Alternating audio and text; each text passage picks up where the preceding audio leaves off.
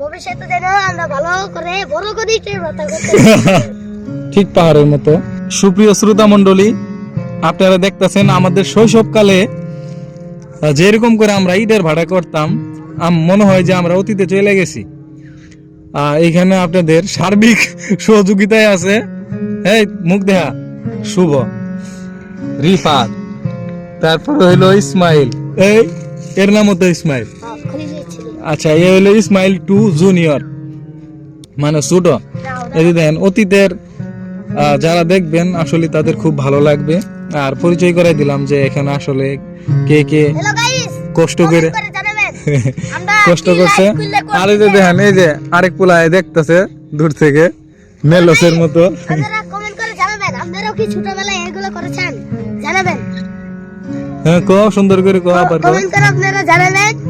আর আমরা যে এত কষ্ট করে এগুলো বানিয়েছি, আপনারা আমাদের জন্য দোয়া করবেন, মানে দোয়া করবেন। ভবিষ্যতে আমরা যেন ভালো কিছু করতে পারি। ভবিষ্যতে যেন আমরা ভালো করে বড় করে ইটের ভাটা করতে মানে আমি ব্যবসায়ী হতে চাই, ইটের ভাড়া করতে চাই বড় হয়ে। যাই হোক, আসলেই খুব ভালো লাগছে, এই জন্য আমি সেই সুদূর এই ব্রিজ থেকে নেমে আসছি। এইখানে নেমে এসে আপনাদের দেখাইতেছি, দেখেন ঠিক পাহাড়ের মতো। যাই হোক, তোমাদের অসংখ্য ধন্যবাদ, তোমরা এত সুন্দর একটা জিনিস করছো।